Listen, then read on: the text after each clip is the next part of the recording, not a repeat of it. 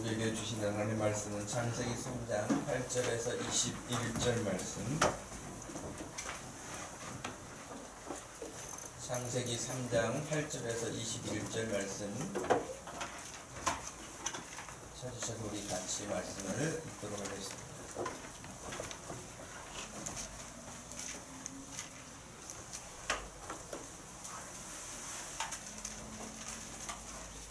창세기 3장 8절에서 21절 말씀. 그들이 그날 바람이 불 때 동산에 거니시는 여호와 하나님의 소리를 듣고 아담과 그의 아내가 여호와 하나님의 낯을 피하여 동산 나무 사이에 숨은지라.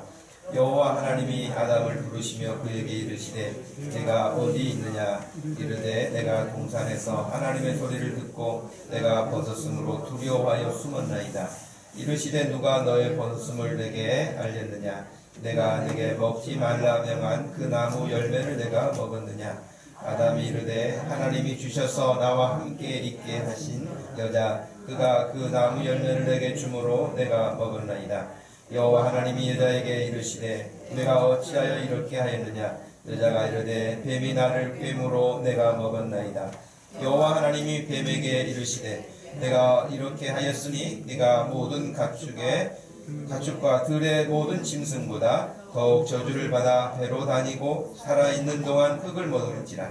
내가 너로 여자와 온수가 되게 하고 내 후손도 여자의 후손과 온수가 되게 하리니 여자의 후손은 내 머리를 상하게 할 것이요 너는 그의 발꿈치를 상하게 할 것이니라 하시고 또 여자에게 이르시되 내가 네게 임신하는 고통을 크게 더하리니 내가 수고하고 자식을 낳을 것이며 너는 남편을 원하고 남편은 너를 다스릴 것이니라 하시고 아담에게 이르시되 내가 내 아내의 말을 듣고 내가 네게 먹지 말라 한 나무의 열매를 먹었은즉 땅은 너로 말미암아 저주를 받고 너는 내 평생에 수고하여야 그 소산을 먹으리라. 땅이 내게 가시던 물과 엄먼 길을 낼 것이라. 내가 먹을 것은 밭의 채소인즉 내가 흙으로 돌아갈 때까지 얼굴에 땀을 흘려야 먹을 것을 먹으리라.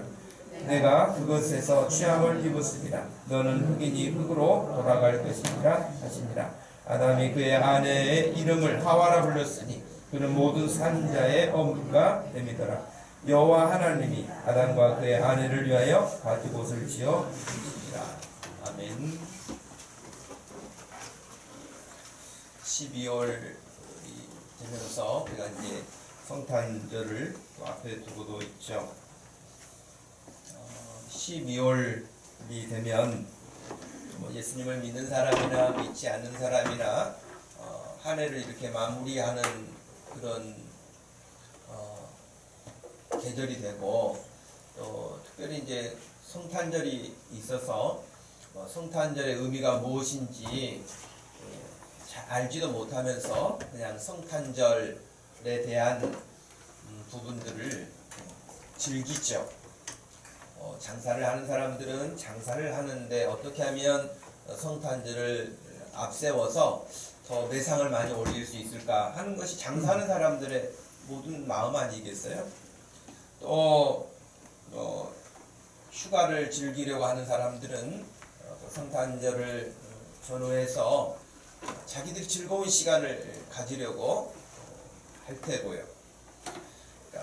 그런데 물론 예수님 믿는 사람들도 요즘에는 성탄절과는 별로 그렇게 깊이 있는 묵상이나 성탄절의 의미를 이렇게 찾기보다는 그냥 교회 다니니까 성탄 예배를 참여하기도 하고 교회에서 하는 행사들에 참여하기도 하지만 그 마음 중심에서 주님을 더 사랑하거나 더 생각하거나 더 묵상하거나 그 의미를 더 깨닫거나 하는 이런 부분들은 점점점 사라져가고 있지 않는가, 식어져가고 있지 않는가 라고 하는 것입니다. 그래서 우리에게도 여러분에게도 이 시간 여러분 성탄절이 뭐죠? 라고 묻는다면 여러분 대답할 수 있는 건 있겠죠. 그러나 대답할 수 있는 건 몇 가지밖에 없지 않을까요? 어떠세요? 여러분에게 누군가가 성탄절이 뭐예요? 라고 묻는다면 여러분이 대답할 수 있는 것은 몇 가지 정도 될까요? 예수님이 오신 날이에요. 또 하늘엔 영광 땅에는 평화예요. 하나님이 세상을 사랑하셔서 예수님을 보내셨어요. 그분이 우리를 구원하러 오셨어요. 자, 이런 혹은 동방박사도 있어요. 마국간 이야기도 할 수 있을 거예요. 그 이야기 말고 또 뭐 할 수 있을까요? 다시 오실 예수님. 성탄절이 뭐예요? 라고 여러분의 누군가가 묻는다면 그냥 설명하려면 길니까 하여튼 교회 한번 와보세요. 뭐 이렇게 그냥 마무리 하시겠어요?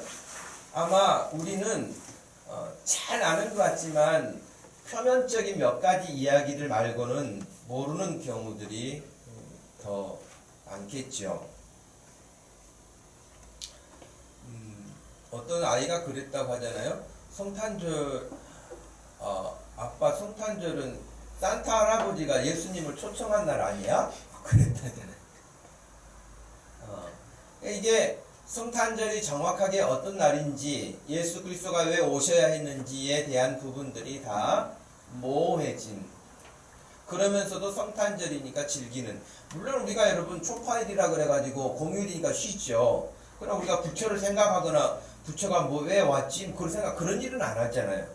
물론 그들의 의미와는 다를 수도 있겠지만은 성탄절 역시 세상에 믿지 않는 사람들, 심지어는 믿는 사람들까지도 의미가 퇴색해 가고 희미해져 가는 이런 시대에 살면서 더 분명하게 예수 그리스도가 왜 오셔야 했는지, 예수 그리스도를 우리가 왜 기다려야 했는지 하는 것들에 대해서 더 정확하게 배우고 또 알아야 될 필요가 있다라고 생각이 되어집니다. 창세기 3장 우리가 내용의 일부를 읽었습니다만은 창세기 3장 내용은 1장 내용, 창세기 1장과는 사뭇 다른 분위기가 되지 않습니까? 여러분 1장과 3장의 내용을 한번 생각을 해보세요. 1장 분위기는 어땠을까요? 창세기 1장 분위기는 어땠을까요?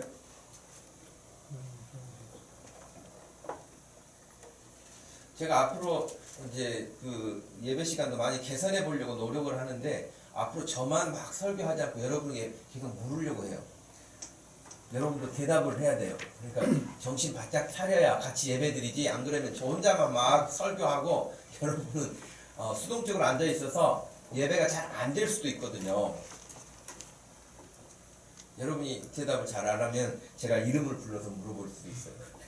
이거 예배 나오기 부담스럽네. 아마 저는 예수님이 오셨을 때도 막 그러지 않았을까 싶어요. 너희들은 어떻게 생각하느냐 예수님이 질문하신 적도 있거든요. 그러니까 여러분 이 시간에 예배하면서 하나님의 말씀을 전하는 시간이고 듣는 시간이지만 여러분들이 더 궁극적으로 하나님이 말씀하시는 것을 들으려고 하는 자세와 그런 마음을 꼭 가져야 될 줄로 믿습니다.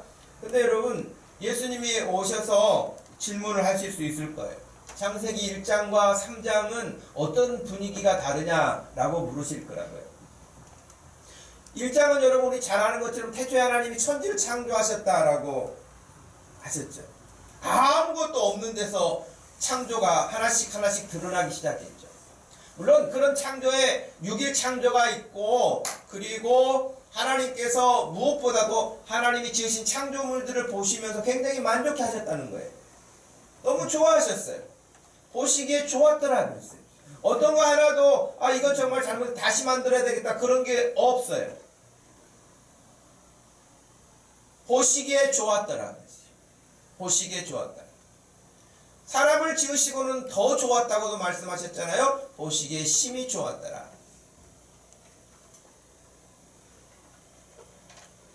그리고 하나님이 그렇게 보시기에 좋을 뿐만 아니라 사람들에게 마음껏 축복해 주셨어요. 생육하고 번성하고 땅에 충만하고 모든 것들을 잘 관리하고 다스려라 하고 하나님께서 모든 것들을 사람에게 위임을 해주셔서 뭔가를 하나님을 대리해서 하나님이 지으신 이 필요세계를 잘 관리할 수 있는 그런 기회를 얻은 거예요. 여러분에게 어떤 큰 프로젝트를 이렇게 추진을 해서 마지막 순간에 그 일을 여러분에게 위임을 해줘서 여러분이 네가 이거 한번 잘 경영해봐라, 네가 이걸 잘 관리해봐라 라고 여러분에게 어떤 책임을 주어졌다면, 하나님이 그런 기회를 주셨다면 여러분 굉장히 좀 설레이는 것도 있지 않을까요? 그런 상상을 별로 안 해보셨죠?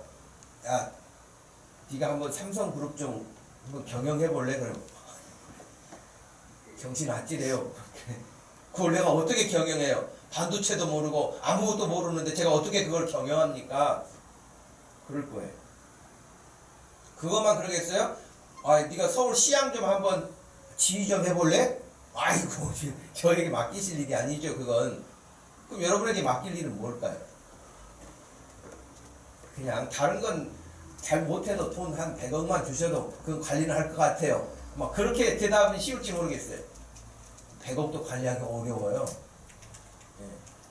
불안하기도 할 테고.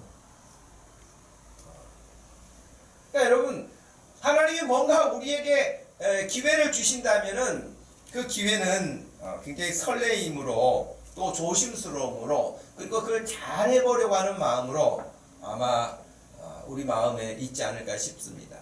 하나님께서 아담과 하와를 지으시고 하나님이 지으신 그 모든 우리 지금 눈에 보이는 정도가 끝나는 게 아니잖아요. 우리 눈에 보이지 않는 세계에 이르기까지 하나님이 지으신 모든 피조 세계를 우리에게 위임해 주셨을 때에 무대라고 하는 것은 엄청난 것이죠, 여러분. 그러니까 아담과 하와는 얼마나 할 일도 많고 하나님이 지으신 세계에 대해서 엄청난 일도 할 수 있는 그런 기회를 갖게 된 것이었죠. 근데 지금 우리가 읽었던 여러분 3장 8절 말씀부터 말씀을 보게 되면 그랬던 아담과 하와 모든 것들을 위임받았던 모든 것을 축복받았던 모든 기회를 가지고 있었던 아담과 하와가 그들이 그날 바람이 불 때라고 하는 이 의미는 여러분 그 성령께서 수면 위에 이렇게 하나님의 신이 창세기 1장에 보면 하나님의 신이 수면 위에 운행하셨다고 하는 표현들처럼 지금 하나님이 임재하시는 하나님이 함께 하시는 그런 모습으로 우리가 읽어낼 수 있습니다. 그래서 그들이 그날 바람이 불 때 동산에 거니시는 여호와 하나님의 소리를 들었다 그렇게 되어 있어요. 하나님의 소리를 듣고 아담과 그의 아내가 여호와 하나님의 얼굴을 피하였다. 다른 때 같으면 얼마나 좋아하고 반가워하고 주님 이렇게 인사도 하고 그랬을 텐데 피했다는 거예요. 얼굴을 피했다는 거예요. 여러분 얼굴을 보기 힘들어하고 얼굴을 이렇게 보지 않으려고 하는 것은 두 가지예요. 관계가 틀어져 가지고 보기 싫은 거예요. 관계가 틀어지면 보기 싫잖아요. 어떤 이유가 됐든지 보고 그렇게 막 기쁜 마음이 안 생기고요. 보고 싶지 않아요. 또 한 가지는 죄를 지면은 일단 사람은 숨어요. 물론 요즘에는 너무 뻔뻔해져서 죄 짓고도 더 당당한 사람들도 있어요. 그런 사람도 있지만 1차적으로 사람들이 죄 짓고 난 다음에 숨어요. 피해요. 그런데 지금 여기 똑같은 모습을 우리가 보게 되는 것이죠.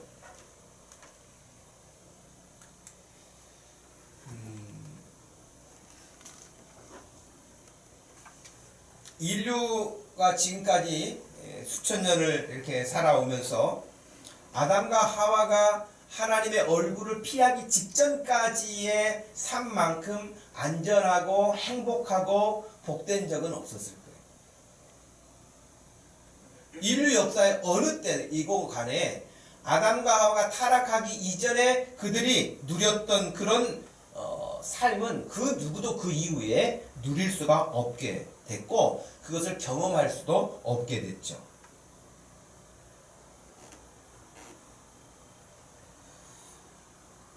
아담과 하와가 부족함이 있었겠습니까? 뭔가 아쉬움이 있었겠습니까? 아무것도 그런 부분들은 그들에게 있지 않았습니다.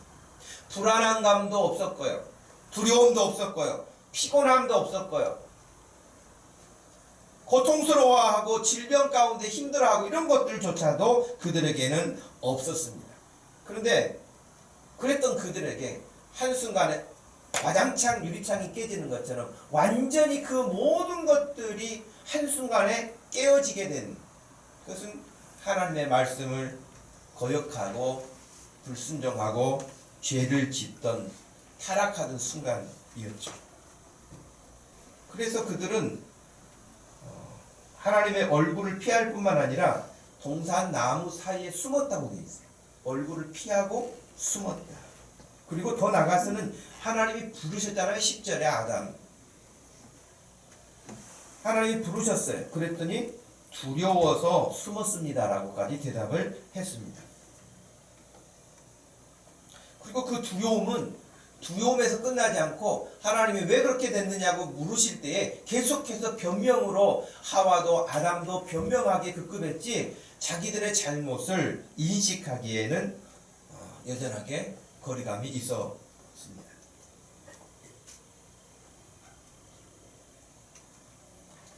근데 이들이 한 며칠만 지나가면 이것이 온상복구돼서 그냥 다시 옛날에 아무 일이 없었던 것처럼 그렇게 살 수 있으면 얼마나 좋겠어요. 근데 그렇지 못했어요. 그들은 결국 그들이 처음에 누렸던 그 황홀한 하나님의 창조 세계에서 모든 관계가 깨어지게 되었고, 그 동산에서 쫓겨나게 되었고, 그로 인해서 그들의 삶은 완전히 그 이전과는 비교할 수 없는 모습으로 바뀌어 버리고 말았죠. 그리고 아담과 하와가 경험하게 됐을 그 불안감, 두려움, 스트레스, 이런 것은 지금 현대인들이 겪는 것과는 비교할 수 없는 정도의 압박감이었다고 저는 생각을 해요. 왜냐하면 여러분들이 예를 들면 제가 어떤 그 프로그램을 들으니까요, 서울대에 이렇게 어학연수 편입을 이렇게 해서 외국인 가운데 대만 여학생이 이렇게 왔는데, 지금 이렇게 스마트폰이 이렇게 보급화되기 훨씬 이전 그때였는데, 오면은 그 대만 여학생이 그 기숙사에서 전화를, 미국에 있는 남자친구에게 전화를 막 몇 시간씩 한다는 거예요. 그 전화, 국제 전화하면 굉장히 비싼데 전화를 막 그렇게 하고, 그리고 또 뭐 다른 뭐 돈을 사용하는 데 있어서 전혀 아까움이 없이 막 그렇게 쓰고, 근데 한국말을 잘 못한대. 근데 어떻게 하여튼 서울대에 왔대요, 그 여학생이. 그래서 이제 같이 룸메이트로 있던 여학생이 도대체 얼마나 부자길래 돈을 저렇게 막 마음껏 쓰고 국제전화도 마음껏 저렇게 하고 그러는가 했더니, 나중에 알고 보니까 대만의 경제부총리 딸이었다고 그래요. 결국에는 다 채우지 못하고 갔다고 그래요. 그러면서 가면서 자기에게 말하기를 대만에 한번 놀러 와라. 그러면서 자기 집이, 방이 99개 있는 집이래요. 그러니까 얘가 깜짝 놀랬다 그래요. 99칸 달린 그 집을 가지고 있었으니 뭐 얼마나 부자였겠어요? 근데 만약에 그렇게 살던, 돈 마음껏 쓰고 넓은 집에서 살고 좋은 거 마음껏 먹고 이러던 사람이 완전히 쫄딱 망해가지고 단칸방에 들어가겠다고 생각을 해요.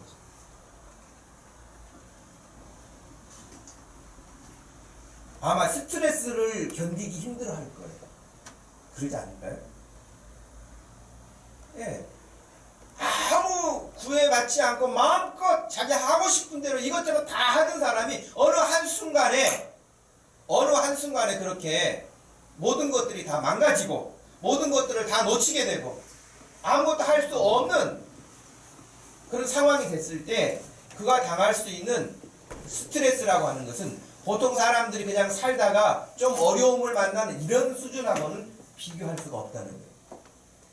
그런 여러분, 아담과 하와가 하나님 앞에 처음 지음받고 살았던 그 에덴 동산에서 모든 것들을 상실하고 쫓겨나게 되고, 심지어는 마지막에 어떻게 됐냐면 죽음의 어두운 그림자까지 공포감으로 그들에게 몰려왔어요.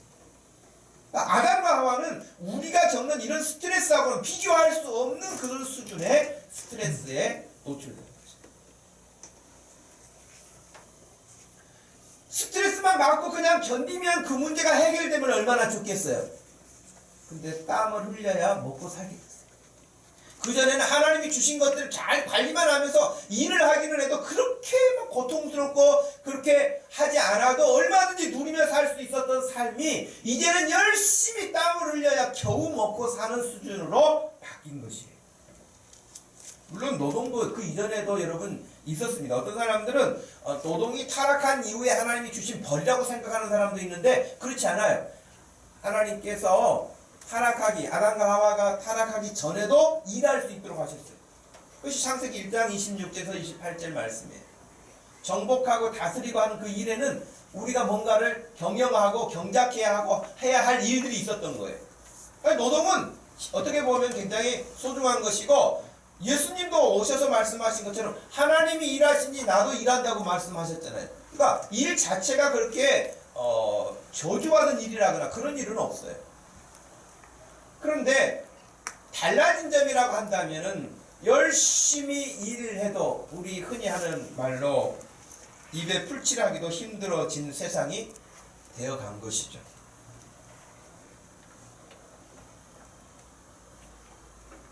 그전에는 일을 하면 보람이 있고 즐겁고 소망이 있고 하나님의 뜻을 더 깊이 이해할 수 있고 하는 이런 즐거움의 노동이었다고 한다면, 이제 아담이 타락한 이후에 하게 된 노동은 겨우 먹고 살기 위한 노동.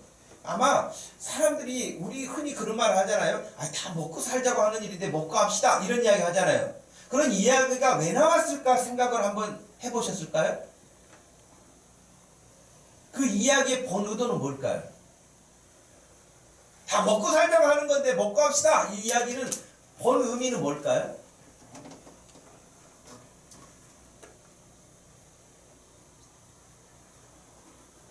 말 그대로 살기 위해서 먹어야 되는 거예요. 살기 위해서 먹어야 되고, 이 일도 결국에는 왜 하는 거예요? 먹을거리를 얻을 수 있는 것은 노동을 해야 오는 거 아닙니까? 그렇죠? 일 안 하면 먹을 곳이 없잖아요. 그러니까 먹고 살기 위해서 일하는 거예요. 그러면서 하는 말이 다 먹자고 하는 일인데 살자고 하는 일인데 이런 말 안 하잖아요. 다 살자고 하는 일인데 일단 잘 먹어야 살지 않겠습니까? 이런 말 안 하잖아요. 먹어야 되는 것을 먼저.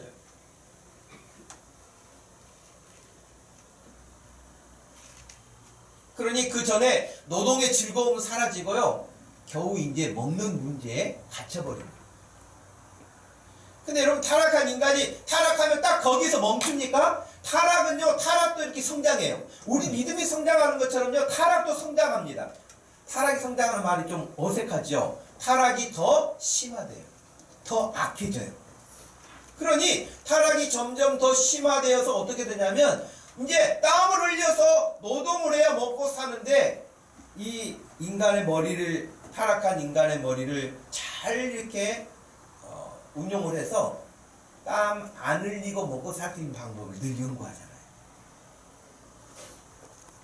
분명히 성경에는 이제 하나님이 그 전에도 노동이 있었지만 타락한 이후에는 노동의 어떤 그 일이 더 힘들어져서 고통이 우리 가운데 있을 거라고 말씀하셨는데, 사람들은 이제 하나님이 그렇게 말씀하신 것을 또 피해서 고통이 없이 편안하게 일 안 하고 돈 어떻게 많이 벌 수 있는 것, 늘 그거 연구하지요. 그러지 않아요? 인간이라는 존재 참 희한해. 하라고 할 때는 또 안 하고, 하지 말라고 할 때는 또 반대로 하고, 늘 그렇잖아요. 그래서 여러분, 편안하게 돈 벌려고 하면은 어떻게 해야 벌 수 있죠? 거짓말도 해야죠. 다른 사람의 것을 뺏어가야 돼. 착취해. 그러니까 정상적으로 나도 살고 너도 살고 우리 같이 살자라고 하는 의미가 아니라 다른 사람의 것을 늘 가지고 와야 돼. 그게 여러분 전쟁 아니에요? 국가 간에는? 국가 간에 그건 전쟁이에요. 얼마나 사기꾼들이 많습니까? 자기는 많이 배부를지 모르겠지만은 다른 사람은 그것 때문에 얼마나 고통스럽습니까? 그러니까 다른 사람에게 고통을 안겨주면서 자기 행복을 위해서 이런 악한 일을 또 만드는 거예요.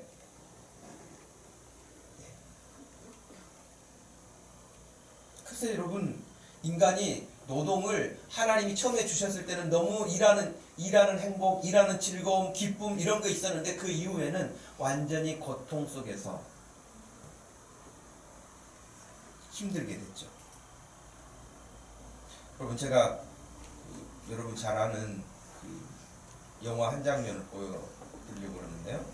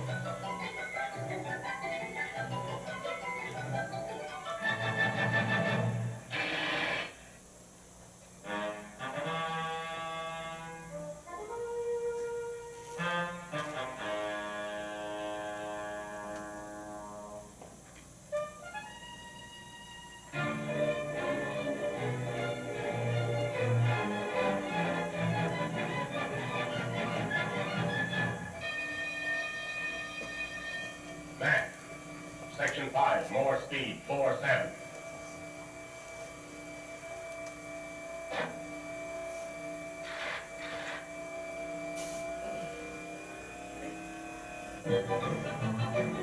Relief man passing.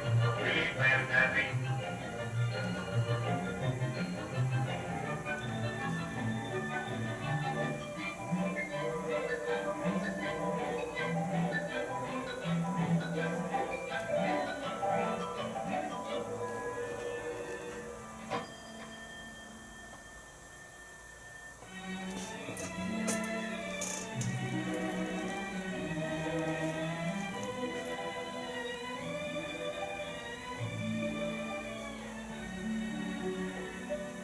Hey!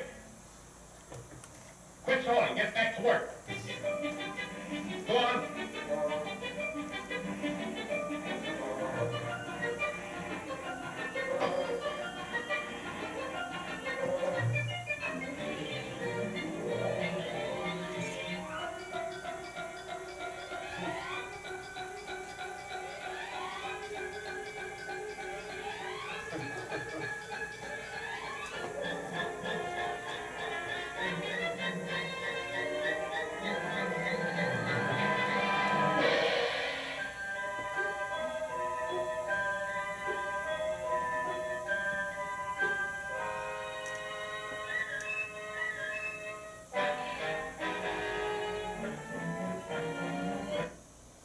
하여튼 뭐 여러분 잘 아는 모던 타임즈, 뭐 채플린이 나온 이 모던 타임즈 영화를 굉장히 재밌게 봤던 기억이 나요.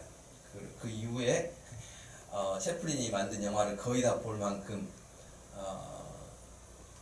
하여튼 봤는데 기계잖아요 지금. 채플린이 지금 이렇게 동작하고 있는 그 모습은 그냥 기계. 저는 이 모던 타임즈 첫 장면이 여러분 꼭 신도림역처럼 이렇게 환승역에 사람들이 우르르 몰려 나오는 장면이 있는데, 그 장면 이전에 양떼들이 싹 올라오는 장면이 있어요. 그 다음에 사람들이 또 그 다음에 이렇게 올라와요. 그러니까 별로 다를 바 없다고 하는 시사를 한 부분이었는데, 여기서도 완전히 부속품과 같이 움직이는 노동이 즐거움이 아니라 감시, 그 다음에 더 많은 생산력을 높이기 위해서 속도감을 더 높이니까 감당하기 어려운 기계에 빨려 들어가는 지금 현대인들의 어떤 그런 모습들을 잘 고발하고 있는 영화 중에 하나죠. 지금 여러분들이 현장에 나가서 직장 생활하고 사업을 하고 하는 그 모든 일들이 그렇게 한가하게 여유롭게 할 수 있는 환경이 어디 있습니까? 얼마나 많은 말을 해야 되고 어딘가를 돌아다녀야 되고 사람을 만나야 되고 이것도 해야 되고 저것도 해야 되고, 얼마나 많은 것들이 우리의 삶을 그렇게 조여오는지 모릅니다. 아담만 그런 것이 아니라 하와도 역시 아이를 낳는 일에 있어서 임신하고 출산하는 일에 고통을 크게 더할 것이라고 16절에 말씀하셨습니다. 여자에게 이르시되 내가 네게 임신하는 고통을 크게 더하리니 네가 수고하고 자식을 낳을 것이다. 너는 남편을 원하고 남편은 너를 다스릴 것이다. 너는 남편을 다스리기를 원하지만 오히려 네가 남편에게 다스림을 받게 될 것이다. 그런 뜻이에요.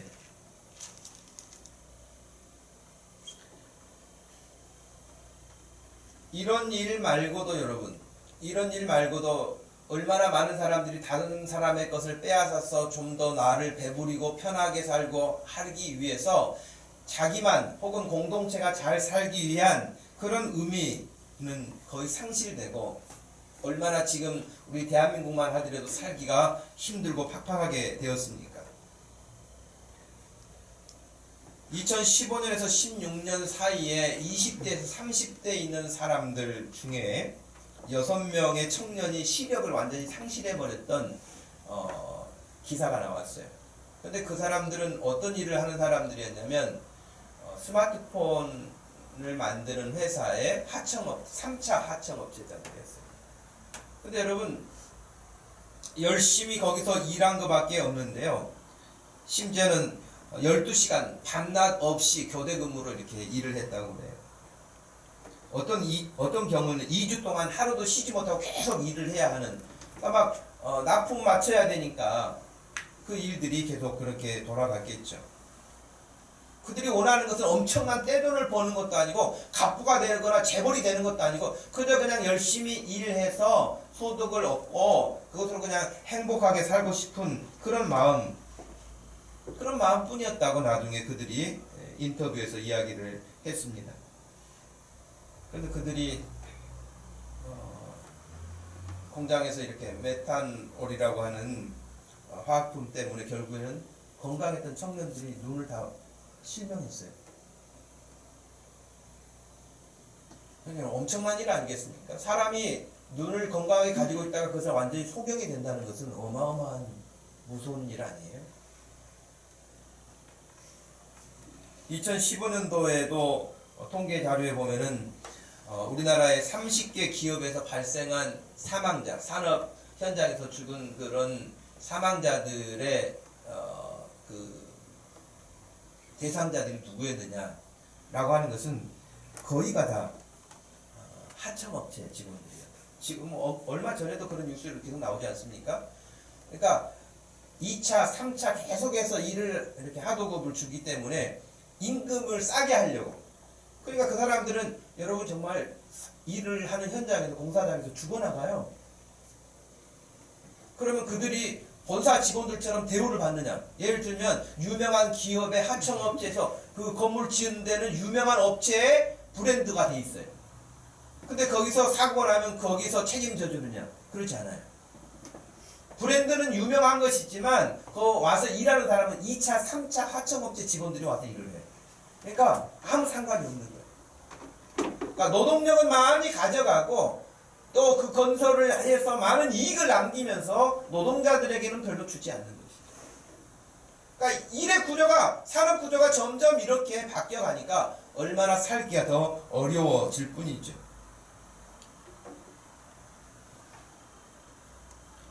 여러분, 우리나라만 그런 게 아니에요. 아프리카 말라위라고 하는 나라에서는요, 간호사 한 명이 하루에 감당해야 될 그 숫자가, 환자가 400명이래요. 하루에 자기가 감당해야 될, 케어해야 될 환자가 400명. 근데 여러분, 그렇게 일하고 얼마 받는 줄 아세요? 3달러 받는다는 거예요. 하루에. 일당이.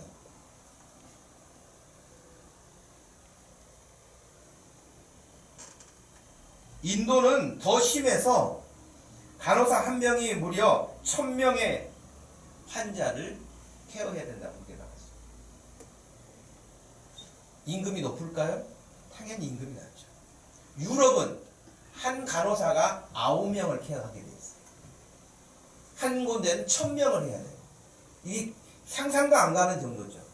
그러니까 점점점 사람들이 지금 지구촌 전체를 놓고 보면 얼마나 노동력에 시달리면서도 겨우 살기도 하고 아예 그것도 살지 못하는 그런 모습들이 지금 지구촌의, 대한민국만이 아니라 온 지구촌의 모습이라고 할 수 있습니다. 제가 그 말씀을 준비하면서 기사를 찾아보니까 서울 마포구의 서교동, 요즘에 뭐 그쪽에 홍대 앞에 많이 상권들이 뜬다고 알려져 있잖아요. 월세를 900만 원을 내면서 하는 횟집 사장님이 계셨는데, 이분이 이제 리모델링을 4억인가를 들여가지고 리모델링 완전히 새롭게 해가지고 열심히 일해보려고 했는데 건물주가 월세를 3천만 원으로 올려달라고. 900만 원이었는데. 그래 안 올려주려면 나가라고 하는 거예요. 이미 자기가 투자해가지고 지금 리모델링을 했는데 잘해보려고. 여러분 어떻게 해요?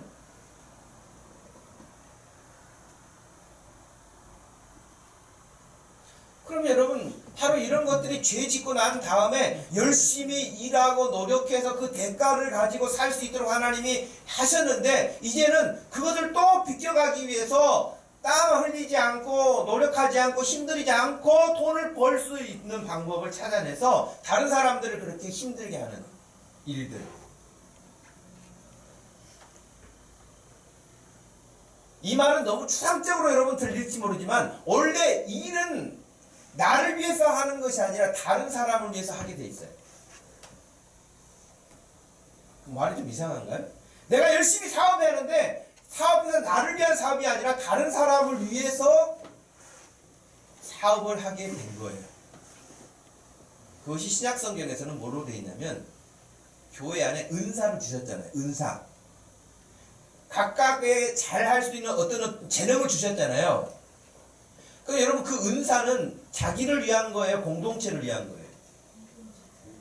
공동체를 위한 거예요. 돈을 잘 벌 수 있는 어떤 경영 마인드가 뛰어난 어떤 은사가 있다. 그 사람은 진짜 돈을 잘 벌어서 그 돈을 가지고 사회가 잘 이렇게 운영될 수 있고 혜택을 골고루 누릴 수 있도록 하는 거예요. 그런 의미에서는 빌 게이츠라든가 이런 사람들이 굉장히 저는 의미 있다고 생각해요. 그들이 돈 벌어가지고 그 번 돈을 가지고 자기 쌓아놓고 더 많은 것들을 얻기 위해서 그렇게 살지 않잖아요.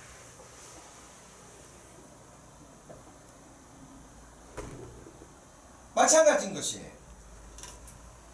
우리가 열심히 일하는 것 정말 필요한 것이지만 그 열심히 해서 자기의 어떤 것들을 유익만을 누리기 위해서 하는 것이 아니고 원래는 다른 사람을 더 복되게 하기 위해서 하나님이 우리에게 각자에게 은사를 주시고 잘할 수 있는 걸 주셨는데 각자 자기 잘한 걸 가지고 전부 다 자기만 움켜쥐고 있는 거예요. 다른 사람을 향하지 않는 거예요. 이것이 범죄한 이후에 타락한 이후에 이 사회가 완전히 틀어진 모습이라고 할 것입니다. 이런 이야기라면 미쳤습니까? 바보입니까? 내가 돈 벌어가지고 왜 남을 줍니까? 이런 이야기 하잖아요. 그러면 버핏이나 빌 게이츠나 이런 사람들은 바보입니까? 그렇게 돈 벌어가지고 그 많은 돈을 다 사회 기부하게. 그렇지 않죠. 그러니까 가치관이 완전히 달라진 거예요. 성경의 가치관, 하나님이 말씀하신 가치관에서 완전히 떠난 거예요. 한국은 더군다나 특별히 더 그래요. 그런 마인드 자체가 없다고 할 만큼인 것이죠. 이렇게 사람들의 가치관을 완전히 뒤바꿔 놓은 그 근본적인 출발점이 사탄이라고 하나님은 말씀하셨어요. 그래서 14절 말씀에 뱀에게 이르시되 네가 이렇게 하였으니 네가 모든 가축과 들의 모든 짐승보다 더욱 저주를 받아 배로 다니고 살아있는 동안 흙을 먹을 것이다. 그리고 우리가 오늘 유심히 보아야 될 15절 말씀이 나오는데 내가 너로 여자와 온수가 되게 하고 내 후손도 여자의 후손과 온수가 되게 하리니 여자의 후손은 너의 머리를 상하게 할 것이고 너는 그의 발꿈치를 상하게 할 것이라고 하나님 말씀하셨습니다. 이 15절 말씀이 오늘 우리가 제목을 잡았던 메시아 오실 예수님에 대한 첫 번째 예언의 말씀으로 성경에서는 기록하고 있습니다. 예수님이 메시아가 이런 타락으로 말미암아 인간에게 주어진 고통에서 영원한 저주에서 영원한 죽음에서 우리를 건져 주실 메시아를 보내겠다고 약속하신 첫 번째 말씀이 창세기 3장 15절 말씀입니다. 근데 그 말씀의 내용인즉 뭐냐? 완전히 창조의 그 아름답고 복된 목적에서 왜곡시키고 타락시킨 그 사탄의 머리를 상하게 할 것이오가 아니라 다른 번역에서는 진이겨 놓을 것이요 그렇게 되죠. 완전히 뭉개뜨린다는 것이죠. 그리고 뱀은 사탄은 그의 발꿈치를 상하게 할 것이요. 이 발꿈치를 상하게 할 것이요라고 하는 것은 신학자들이 지금까지 공통된 의견은 예수 그리스도의 십자가의 죽음을 의미합니다. 예수 그리스도는 뱀의 머리를 완전히 짓누를 것이고 박살낼 것이고 그러나 끝까지 그 사탄은 예수 그리스도를 공격해서 발꿈치를 물 것이다 라고 했는데 바로 예수 그리스도의 십자가로 상징하고 있습니다. 제가 수원에서 사역할 때 그 광림수도원이라고 하는 곳을 갔는데 봄에 갔던 것 같기는 해요. 봄에 갔는데 뱀이 나타난 거예요. 우리 올라가는 길에 뱀이. 근데 연세 많은 권사님이 그냥 어디서 막대를 주워왔는지 지어가지고는 그 뱀을 막 후려치면서 뱀은 죽여야 돼, 뱀은 죽여야 돼 그런 거 했던 기억이 나요. 우리 원수야 그러면서 뱀은 죽여야 돼. 근데 여러분 뱀은 좀 징그럽잖아요. 섬뜩하고. 근데 사탄은 결국 우리들을 그렇게 하나님으로부터 멀어지게 하고 원수가 되게 하는 이 일로 인해서 저주를 받게 되죠. 그리고 예수 그리스도의 십자가로 말미암아서 그의 모든 것들은 망가지게 되었죠. 21절에 하나님께서 아담과 그의 아내를 위해서 가죽옷을 지어 입으셨다고 하셨습니다. 하나님은 비록 아담과 하와가 타락을 했고 그로 인한 고통과 죽음에 이르게 되었지만 버리지는 않으셨습니다. 오히려 가죽옷을 지어 입히셨고 여자의 후손으로 보내실 것을 약속하신 것이죠.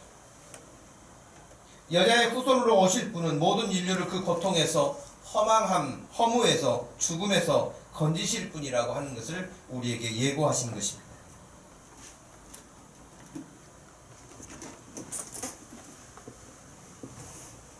여러분, 고도를 기다리며라고 하는 연극이 굉장히 오래도록 많은 사람들에게 사랑을 받았던 작품인데요. 아일랜드 출신이었고 1969년도에 노벨 문학상을 받았던 사무엘 베케트라고 하는 사람이 이 작품을 썼죠. 근데 여기서는 에스트라곤과 블라디미르가 대화하는 1장과 2장에 이렇게 계속해서 나오는 대화가 단순해요. 그들은 뭘 그 나무 밑에서 기다리고 있냐면 고도를 기다려요. 고도를 기다리는데 고도가 뭔지는 몰라요. 하여튼 뭐 이 작품은 여러분 좀 어려운 부분이에요. 그 해석하기가 어려운 부분도 있는데 중요한 내용은 뭐냐면 이 두 사람이 이 나무 밑에서 떠나지 못하고 기다려요. 누구를 기다리냐? 고도를 기다려요. 근데 고도가 누군지 몰라요. 근데 떠날 수가 없어요. 그것은 1차 세계대전이 끝나고 2차 세계대전이 끝나고 얼마나 많은 사람들이 죽으면서 그 당시 사람들에게 실존, 살아있는 자기들의 어떤 존재감에 대한 불안감 때문에 뭔가를 기다리고는 있는데 그게 뭔지는 몰라요. 근데 거기를 떠날 수도 없어. 여러분, 처음 시작과 마지막이 어떻게 되냐면 에스트라공이라고 하는 사람이 야 떠나자 라고 하니까 블라디미르가 그럴 수 없어. 지금 우리 고도를 기다려야 되잖아. 근데 2장에 가지고 마지막 끝날 때는 이제 반대로 블라디미르가 우리 떠나자 그러니까 에스트라공이 이번에는 아니야 고도를 기다려야 돼. 그렇게 이제 그런 내용이거든요. 그러니까 현대인들이 뭔가 불안한 그런 환경에서 막연하게 뭔가를 기대하고 기다리고 있는데 그 고도가 뭔지도 몰라요. 오지도 않아요. 그러나 기다리고 있는.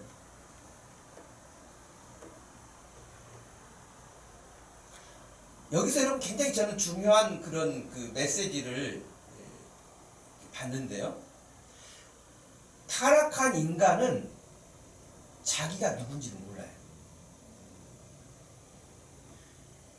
자기가 어느 정도 타락한 존재의 실체인지 몰라요.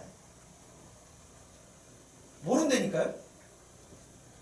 여기 고도를 기다리며의 문제만이 아니라 자기 존재, 여기서 지금 다루고 있는 게 뭐냐면 자기들의 존재감이 설정되어 있잖아요. 불안한 거예요. 타락한 인간들은 자기 자신이 누군지를 모르기 때문에 당연히 어떻게 살아야 된다는 것도 없고요. 요한 칼빈이 여러분 기독교 강요라고 하는 중요한 책을 쓰면서 첫 번째 다루고 있는 게 뭐냐면 하나님을 알아야 나를 안다는 거예요. 하나님이 누구신지를 알아야 나를 거기에 비춰봐서 내가 누군지를 아는 거예요.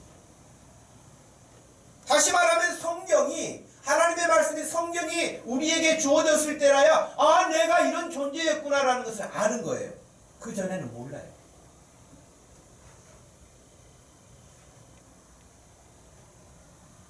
현대인들이 막연하게 어떻게 더 나아지겠지, 좋아지겠지, 뭐 괜찮겠지라고 하는 이런 고도를 기다리며와 같은 그런 의미로 현대의 삶의 시간들을 순간순간 메꿔 갈 수 있을지 모르지만 성경에서는 명확하게 예수 그리스도가 오실 것, 메시아가 우리를 그런 모든 죄악에서, 그런 타락함에서, 그 악함과 죽음과 공포에서 우리를 건지실 것이라고 하는 약속이 구약에만 300번 이상이 나와요. 여기 고도를 기다리면서는 고도가 누군지도 모르는데 기다리고 있는 막연한 것과는 다른 거예요.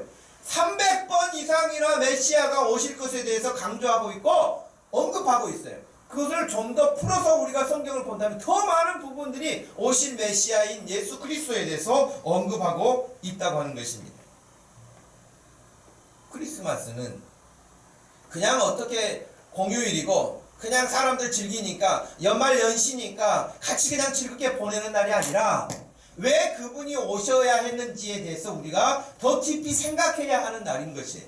우리가 늘 예수님을 믿고 하나님을 섬기며 살지만은 성탄절이 올 때마다 왜 그분이 오셔야 했는가에 대해서 우리가 더 깊이 묵상할 수 있는 기회를 갖는 것이 우리 성도들이 가져야 할 자세라고 하는 것입니다. 한 가지만 더 말씀을 드린다면 타락한 이후에 아담과 그 후손들은 말씀드린 대로 어떻게 해서라도 다른 사람의 것들을 빼앗아다가 내 것을 삼으려고 하고 그렇게 더 편하게 살려고 하고 유익하게 살려고 하지만 여러분 그 끝은 뭡니까? 사망이에요. 그러면 영원히 삽니까? 사망이라고요. 사람들은 재밌게 살려고 그래요. 즐겁게 살려고 그래요. 쾌락을 쫓기도 해요. 자기가 원하는 대로 뭔가를 하기도 해요. 그러나 그 마지막이 뭡니까? 허무해요.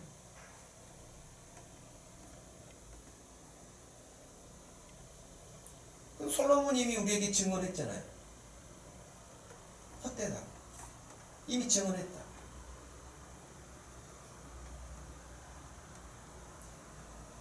예수님은 그냥 낭만적으로 이 세상에 오신 게 아니에요. 삶과 죽음의 문제를 가지고 오셨어요. 생명의 근원이신 그분이 이 땅에 오셔서 어둠과 죽음을 몰아내고 생명을 우리에게 주신 거예요. 이 사실을 모르고 그냥 즐기는 크리스마스가 된다면 그건 분명히 성경과는 무관한 크리스마스가 되는 것이죠. 갈라디아서 4장 4절 말씀에서는 때가 참에 하나님이 그 아들을 보내사 여자에게서 나게 하시고 라고 되어 있어요. 이것이 창세기 3장 15절 말씀과 직결되어 있는 말씀이에요. 여자의 후손으로 오실 분이라고 창세기 3장 15절에 약속하셨던 것이 때가 참에 하나님이 정하신 때에 예수 그리스도가 오신 거예요.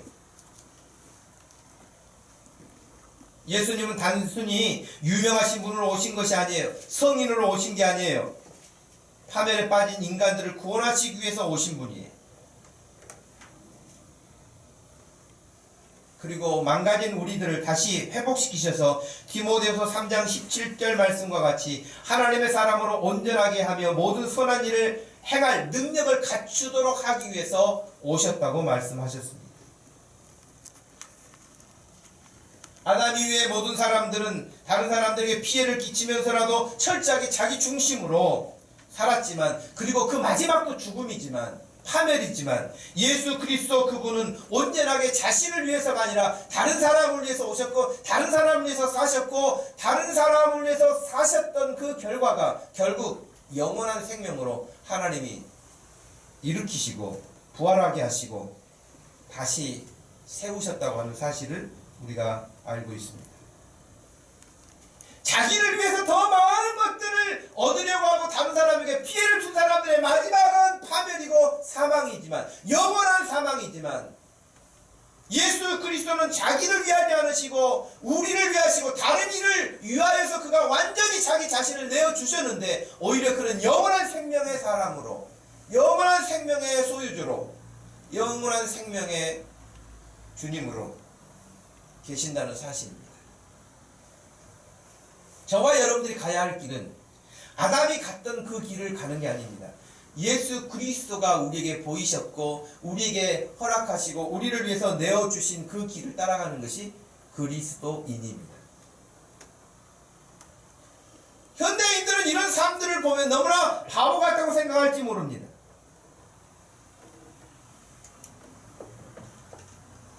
하지만 고린도후서 6장 말씀에서는 9절에서 무명한 자 같으나 유명한 자여 죽은 자 같으나 보라 우리가 살아있고 징계를 받은 자 같으나 죽임을 당하지 아니하고 근심하는 자 같으나 항상 기뻐하고 가난한 자 같으나 많은 사람을 부요하게 하고 아무것도 없는 자 같으나 모든 것을 가진 자로다. 할렐루야. 여러분, 예수 그리스도는 정말 모든 것들을 마지막 피 한 방울, 물 한 방울까지 다 내어주고 가셔서 아무것도 없었지만 모든 것을 가진 것이라고 바울은 그렇게 우리에게 소개하고 있습니다. 예수님만 그런 것이 아니라 예수님을 믿고 따르는 저와 여러분의 삶도, 바울 자신의 삶도 그랬었다고 고백합니다.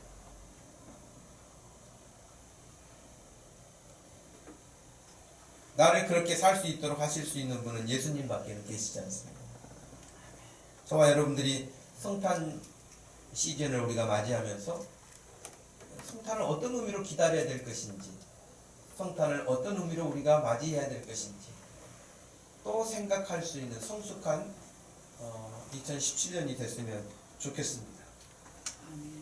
그렇게 해서 오신 예수님이 나를 왜곡된 가치관에서 하나님이 원래 원하셨던 가치관으로 우리를 바꿔주셨잖아요. 그것을 따라서 우리가 살잖아요. 그런데도 우리 아직 온전하지 못해요. 다시 오실 예수 그리스도가 이 모든 것들을 완벽하게 이루신 날이 또 남아있습니다. 그 안에서 살고 있는 저와 여러분들이 아담의 길을 따르지 않고 예수 그리스도의 길을 따르면 이번 12월도 또 그리고 우리의 남은 생애도 우리 주님 앞에서 더 복되고 복된 삶으로 세워져 가기를 주님의 이름으로 축복합니다. 아멘. 하나님 아버지 고맙고 감사합니다. 이 시간 성탄절 시즌을 시작하면서 우리가 왜 예수 그리스도를 기다려야 했는지, 하나님은 왜 예수 그리스도를 이 땅에 보내셨는지, 예수 그리스도가 오시지 않는다면 우리의 삶의 결말은 어떻게 될지를 상상하게 됩니다. 때가 참에 하나님이 계획하신 대로 약속의 아들 예수 그리스도를 이 땅에 보내셨고 그분으로 말미암아 우리의 모든 추하고 악하고 왜곡된 가치관을 다시 바로잡게 하여 주셨고 우리에게 생명의 길을 걷게 해 주셔서 여기까지 왔사오니 앞으로 가는 모든 길에도 오직 예수 그리스도로 말미암아 우리 주님과 함께 동행하며 우리 주님이 이루실 온전한 그 나라를 바라보며 승리할 수 있도록 한 사람 한 사람을 축복하여 주옵소서. 예수님의 이름으로 기도하옵나이다. 아멘. 다 같이 자리에 일어나셔서 410장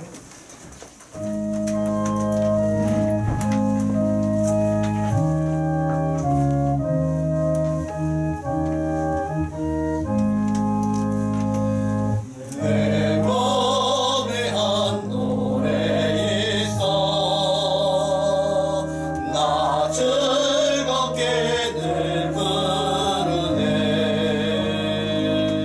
이 노래를 부를 때에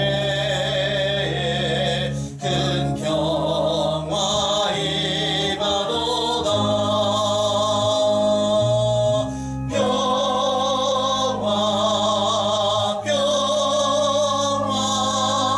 하나님 주신 선물 그 놀라운 주의 평화 하나님 선물일세 주 십자가 지심으로 날 구원해 주셨으며 주 예수님 고난 받아 나 평화 누리도다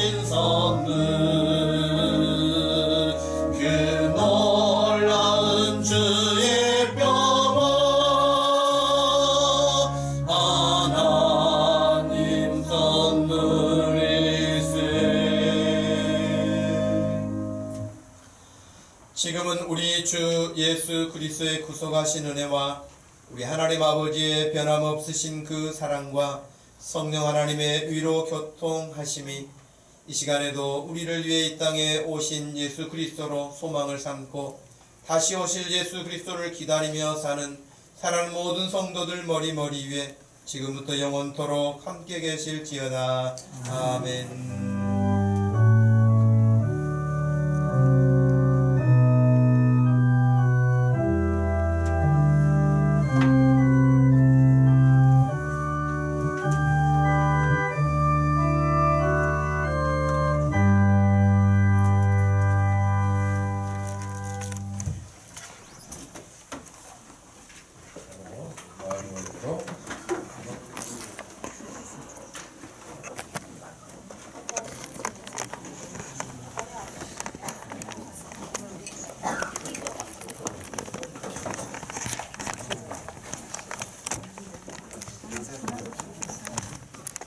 김성만 주사님.